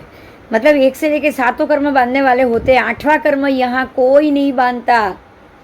अब आपको ये बात क्लियर हो गई होगी कि नरक गति हो, तिर्यंच गति हो, नरक गति और देव गति, ये दोनों गति में कोई भी पंचेंद्रिय जीव आयुष्य कर्म का बंध नहीं करता है। समझ में आ गया?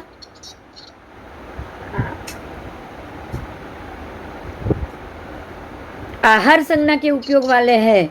वहाँ से आहार संज्ञा, मैथुन संज्ञा, 9 ऐसी 10 प्रकार आहार संज्ञा, मैथुन संज्ञा, भय संज्ञा, परिग्रह संज्ञा, क्रोध संज्ञा, माया संज्ञा, मान संज्ञा, लोभ संज्ञा, विशेष संज्ञा और ओग संज्ञा, ऐसी 10 प्रकार की संज्ञा। और उसके बाद है 9 संज्ञा। 9 संज्ञा वाले कौन है?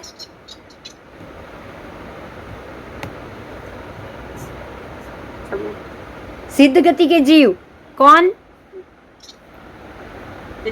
ऐसे भी है ना जो संज्ञा का उपयोग ही नहीं कर रहे हैं, जिनको कोई संज्ञा ही नहीं है। तो नो संज्ञा वाले सिद्ध गति, नो संज्ञा वाले भी जीव है कि नहीं, बोलो। है।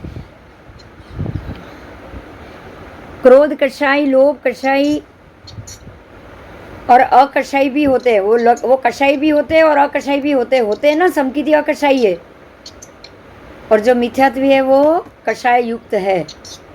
समझ में आ रहा है? मेरे को तो बहुत मजा आ रहा है। समझ में आ रहा है? हाँ हाँ। अब लेशिया की बात की है।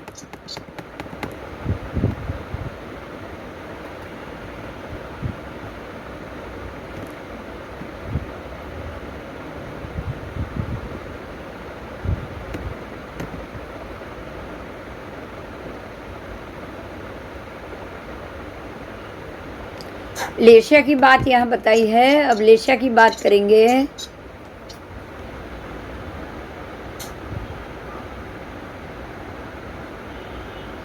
कृष्ण लेशिया, उसको तीनों प्रकार का वेद है। स्थिति काल, जगन्य, एक समय और उत्कृष्ट अंतर मुहूर्त तक है कृष्ण लेशिया वाले संगनी। यानी कि 33 एक अंतर मुहूर्त से भी ज़्यादा, और 33 सागरोपम। कितनी है? 33 सागरोपम तक।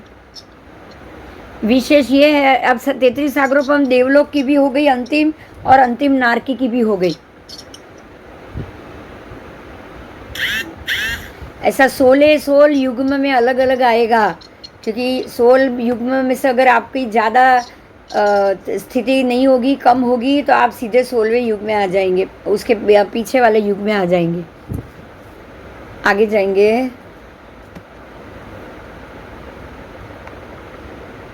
इसलिए स्थिति में अंतर्मुहूर्त नहीं कहा है, बस बाकी सब आगे जैसे पढ़ा है वैसा कहना है। प्रथम समय कृष्ण लेशिया वाले कृत युग्म, राशि प्रमाण, संज्ञी पंचेंद्रिय, प्रथम समय के संज्ञी पंचेंद्रिय की तरह ही जानना है। और जीव कृष्ण लेशिया वाला है, ऐसे ही नील लेशिया वाला और कापोत लेशिया वाला सब एक जैसे आएंगे तीनों।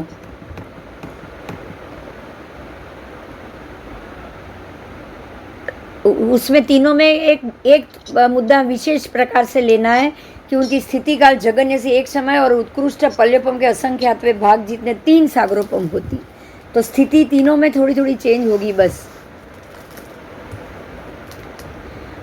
ठीक है। और जो दूसरी तेजोलेशिया है उसमें जगन्य तो है ही एक जैसे, लेकिन उत्कृष्ट पल्योपम के असंख्यात भाग अधिक 2 सागरोपम की है। उसमें 3 थी, इसमें 2 सागरोपम हो गई। एक लेशिया थोड़ी कम अशुभ आई तो।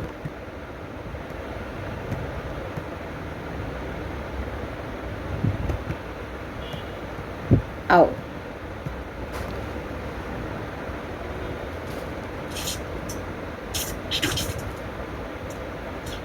नौ संज्ञा के उपयोग वाले भी होते हैं।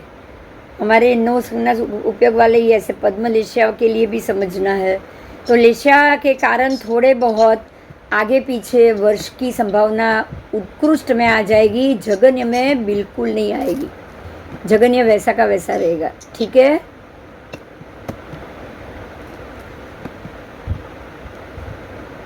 आओ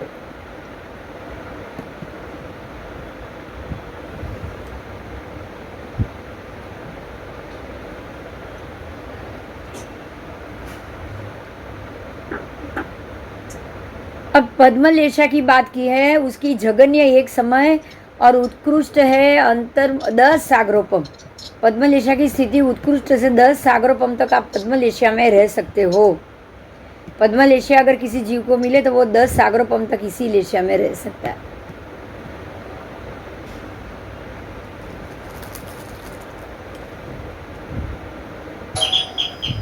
शुक्ल लेशिया संबंधी 1 मिनट। पद्म लेशिया का उत्कृष्ट 10 सागरोपम, यहाँ अधिक अंतर मुहूर्त नहीं होता, अंतर मुहूर्त ज़्यादा नहीं होता है। अंतर मुहूर्त का पाठ ही निकाल दिया है, क्योंकि यहाँ उत्कृष्ट ही अंतर मुहूर्त अधिक 10 सागरोपम कह दिया है। ठीक है। 5वें शतक में कृष्ण लेशिया के शतक शुक्ल लेशिया की बात की है। अभी तेजो लेशिया हो गई, पद्म लेशिया 10 सागरोपम अधिक हो गया। अब शुक्ल लेशिया की बात की है कि शुक्ल लेशिया की स्थिति काल और स्थिति संबंध की बात यहाँ बताई हुई है।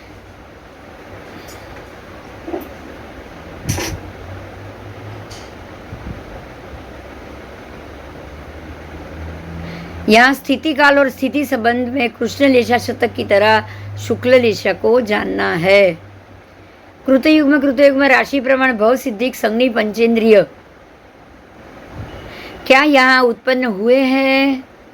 तो परमात्मा ने मना किया है कि भव सिद्धिक जीव कभी भी कृतयुग में प्रमाण राशि में उत्पन्न नहीं होते हैं, यहाँ नहीं उत्पन्न होते।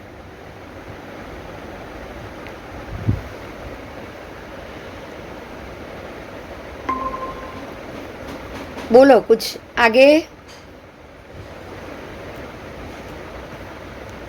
कोई प्रश्न है?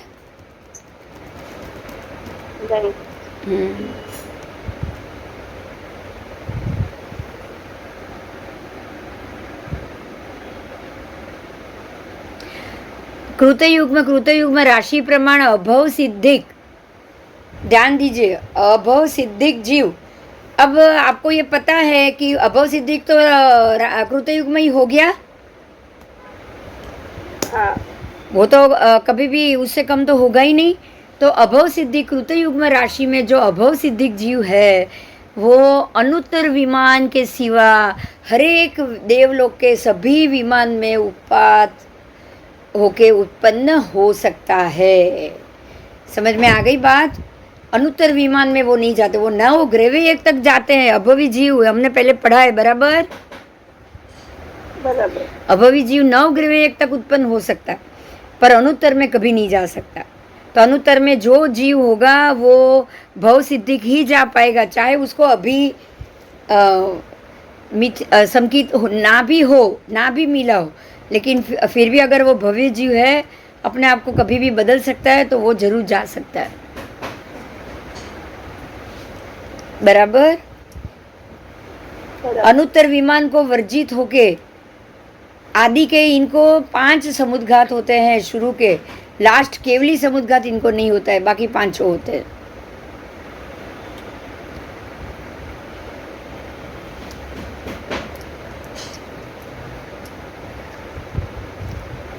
आओ,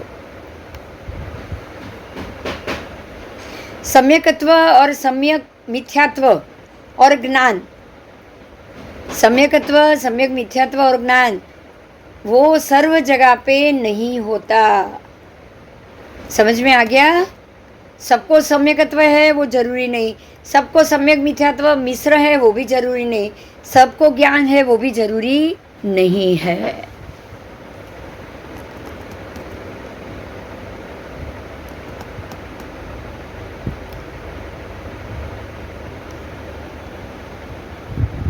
कृष्ण लेशिया का उत्कृष्ट स्थिति का अधिक से अधिक 31 सागरोपम। तो अब आपको समझ में आ गया कि 31 सागरोपम कृष्ण लेशिया का उत्कृष्ट काल है। और 31 सागरोपम कहाँ पे होता है?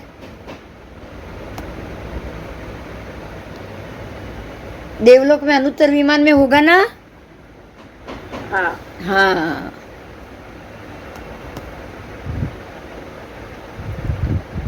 बारह देवलोक में भी है 33 सागरोपम तक। तो इनको सम्यक ज्ञान नहीं, सबको सर्व ज्ञान हो वो जरूरी नहीं। और विरति अविरति अनुत्तर विमान से आके यहाँ उपजते हैं तो नहीं, ऐसा नहीं होता है। वो लोग वहाँ से आके यहाँ नहीं उपजते हैं। आओ,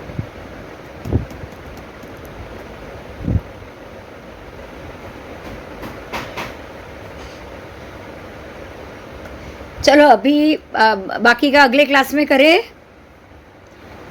हाँ, क्योंकि एक साथ में अगर हम कर लेंगे ना तो भी समझ में नहीं आएगा, ऐसा होगा, है ना? हाँ। मगर ये एपिसोड आप सब जरूर देख लेना, बहुत इम्पोर्टेंट है। कृतयुग में राशि रूप देव, उसमें भव सिद्धिक अभव सिद्धिक को अगर समझना होगा ना तो आपको अभव सिद्धिक और अभव सिद्धिक की बात है। अगर आप जितने भव सिद्धिक है उतने ही अभव सिद्धिक है, तो उनकी स्थिति दोनों की एक ही जगह पे, दोनों की स्थिति अलग अलग है। ये चीज़ अगर हम नहीं समझेंगे ना तो हम कुछ नहीं जान पाएंगे। बात समझ में आ रही है? हाँ हाँ, हम जैसे मनोयोग, वचन योग, काय योग भी अलग होता है कि नहीं? तो अभवी जीव कभी भी अपने दिमाग या अपनी सोच या मिथ्यात्व से कभी भी बाहर आएगा क्या, बताओ? नहीं। वो हमेशा बुरा ही चाहेगा ना, सबका बुरा ही करेगा ना, हाँ है ना, क्योंकि वो अभव सिद्धिक है। और कुछ ऐसी व्यक्ति या कुछ ऐसे प्राणी या कुछ ऐसी देव नरक जो हमेशा सबका भला ही चाहता है, तो वो क्या हुए? अपने आप भव सिद्धिक हो गए। तो अब अगर आपसे कोई व्यक्ति का ऐसा भेंट मिलना हो और वो व्यक्ति लगे कि भाई ये व्यक्ति हमेशा नेगेटिव ही सोच रहा है, या कभी भी पॉजिटिव नहीं सोचेगा, या कभी भी किसी का अच्छा नहीं करेगा, तो आपको क्या करना चाहिए?